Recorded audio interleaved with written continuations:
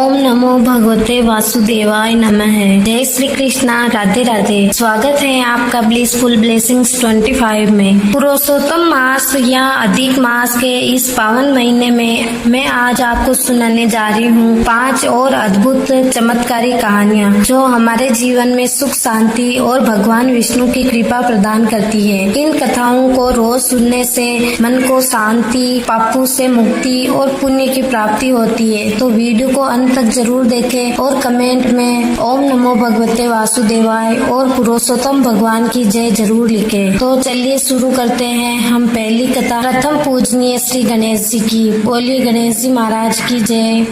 एक बार एक सास बहू थे। सासू जी एक सेठ जी के घर पर काम करने जाती तो वहाँ ताक में गणेश जी की मूर्ति रखी हुई थी।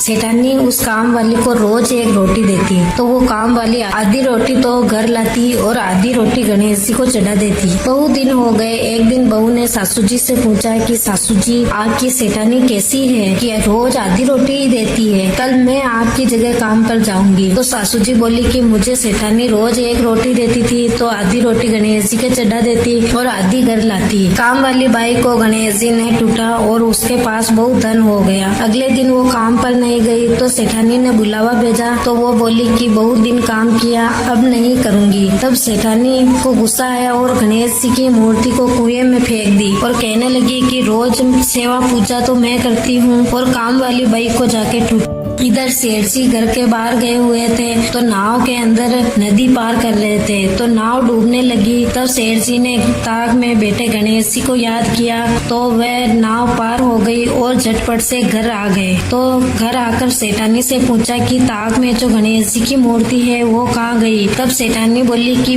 रोज पूजा तो मैं करती थी और गणेश जी काम वाली बाई को टूट रहे तो मैंने गणेश जी की मूर्ति को कुएं में फेंक दिया। तब सेठ जी ने सेठानी जी से कहा कि वैसे भी हमारे पास तो बहुत सारा धन है, गणेश जी काम वाली बाई को टूटे तो इसमें क्या हो गया। अब सेठ जी ने कुएं में से उस मूर्ति को निकलवाई और उनकी घर में स्थापना करी और सेठ सेठानी दोनों पूजा करने लगे। हे गणेश जी महाराज, जैसे काम वाली बाई पर टूटे वैसे सब पर टूटना, जैसे सेठ जी को नाव पार करे वैसे सबको कराना, कहते सुनते हुकारा भरते का। बोलो गणेश जी महाराज की जय। अगली कहानी सुनेंगे जो कि पुरुषोत्तम मास में। इस कहानी का सुनना बहुत ही शुभ माना जाता है और तुलसी माता की पूजा करना और तुलसी माता की कथा सुनना बहुत ही पुण्यकारी और घर में सुख समृद्धि लाता है। तो चलिए शुरू करते हैं पुरुषोत्तम मास में सुनी जाने वाली तुलसी माता की कहानी। एक बार एक भाई बहन थे। बहन के रोजाना तुलसी सींचने का नियम था।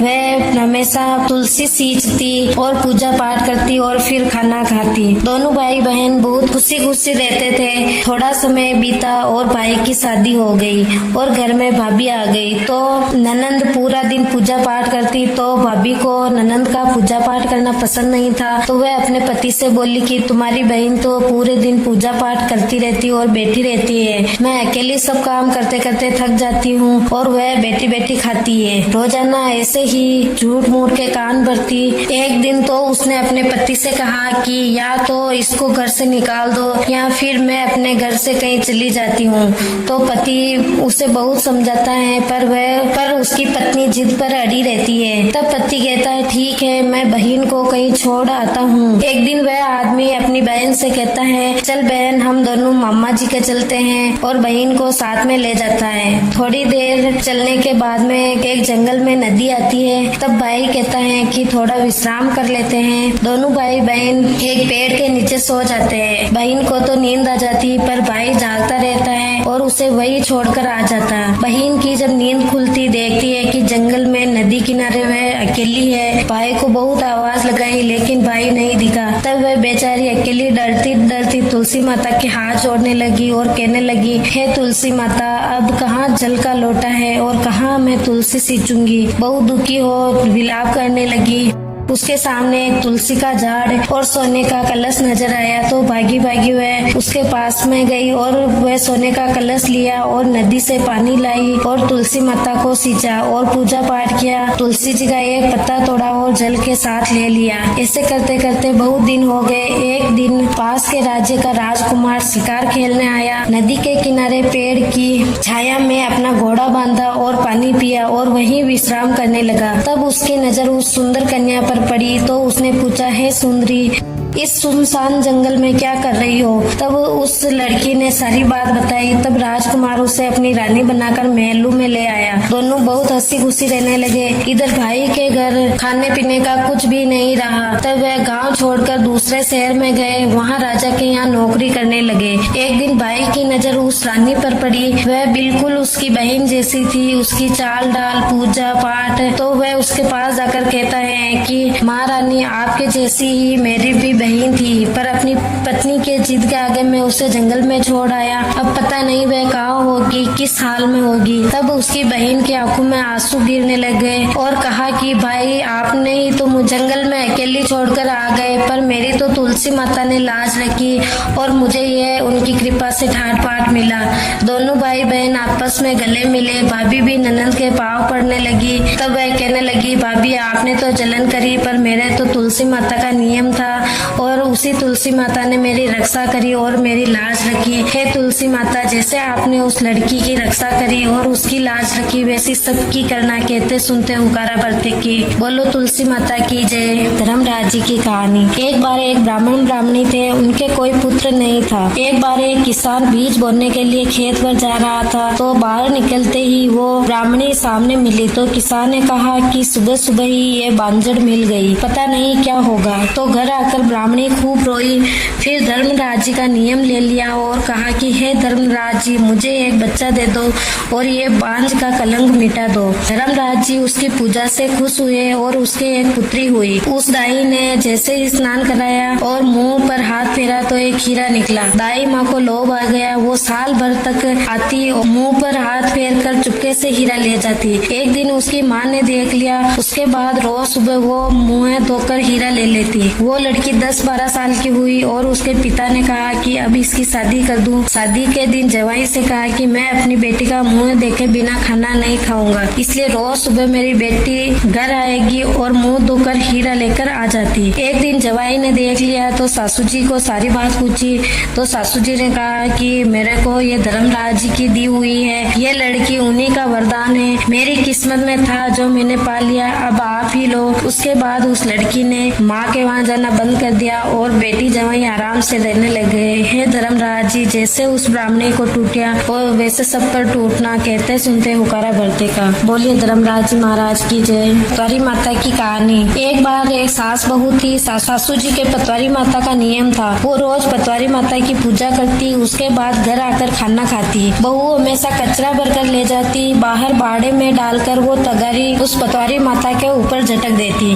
हमेशा ऐसा ही करती थी। एक दिन पतवारी माता को गुस्सा आ गया और कहा कि इस बहू को तो चमत्कार दिखाना ही पड़ेगा। उसके बाद जैसे ही सास बहू खाना खाने बैठते तो सासू खाना खाकर उड़ जाती और बहू जैसे ही पहला कोर लेती, तेज हवा का झोंका आता और सारी रोटी में रेत ही रेत हो जाता। ऐसा होते होते काफी समय बीत गया। बहू पेट भरकर खाना नहीं खा पाती थी। बहू बिल्कुल कमजोर हो गई। फिर उसके पति ने कहा कि माँ, ऐसी क्या बात हो गई, हम तीनों एक जैसा खाना खाते हैं तो ये इतनी कमजोर कैसे हो रही। तो सासू जी ने पतवारी माता से पूछा कि मेरी बहू के ऐसा क्या हो रहा है। तो पतवारी माता ने कहा, तुम तो रोज मेरी पूजा करती हो और यह रोज कचरे की तगारी मेरे ऊपर झटक देती है, बस इसी की सजा है। उस दिन के बाद सास बहू दोनों ही पतवारी की पूजा करने लगे। हे पतवारी माता, जैसे उस बहू को सद्बुद्धि दी वैसी सबको देना। कहते सुनते हुकारा भरते का। बोली पतवारी माता की जय। सूरज भगवान की कहानी। अगर कहानी पसंद आए तो वीडियो को लाइक करना, शेयर शेयर करना। एक बार सूरज भगवान दुनिया में उजाला बांटने जाने लगे तो राणा देव जी ने कहा कि स्वामी भोजन बन गया है, आप भोजन करते जाइए। तो सूरज भगवान ने कहा आप चिंता मत करो, मैं दुनिया में खा लूंगा, मेरे लिए बहुत भोजन है। तो राणा देव जी को शंका हुई और कहने लगे कि मेरे से भी प्यारा और कौन है जो आपको भोजन कराएगा।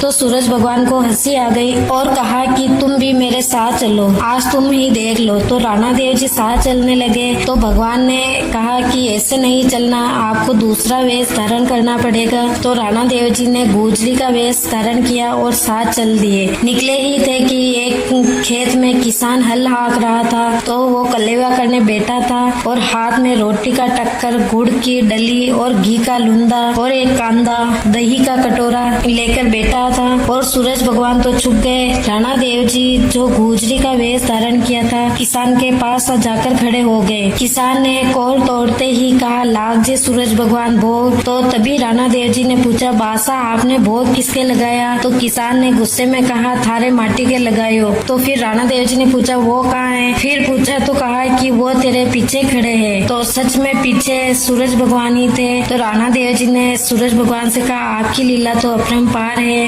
राणा देव जी तो वापस घर आ गए और सूरज भगवान दुनिया में पधारे। जय बोलिए सूरज भगवान की। सभी कहानियाँ सुनने के बाद में लपसी तपसी की कहानी जरूर सुने और लपसी तपसी की कहानी सुनने के बाद में अपने चीटी अंगुली और अंगूठे के बीच में गेहूं का दाना लेकर पीछे की तरफ फेंके, आगे नहीं फेंकना है। कि छोटी सी कहानी ये है, सार की सुई रेशम का धागा, लुम्बिया बाबूजी का कपड़ा सीता घना दन लग गया। लुम्बे लुम्बिया थारी बात को पल थू लीजिए, हमारी बात को पल माने दीजिए। लुम्बिया बाबूजी की जय। तो भक्तों ये थी पुरुषोत्तम मास की 5 पावन और चमत्कारी कहानियाँ। अगर आपको ये कथाएं पसंद आई हो तो कमेंट में पुरुषोत्तम भगवान की जय, जय श्री कृष्णा जरूर लिखे। भगवान विष्णु की कृपा आप पर बनी रहे। अगर वीडियो अच्छी लगी हो तो लाइक करें, शेयर करें और चैनल ब्लिसफुल ब्लेसिंग्स 25 को सब्सक्राइब करें। और ऐसी ही धार्मिक कथाएं, मंत्र, भजन और पूजा विधि जानने के लिए हमसे जुड़े रहिए। जय श्री कृष्णा,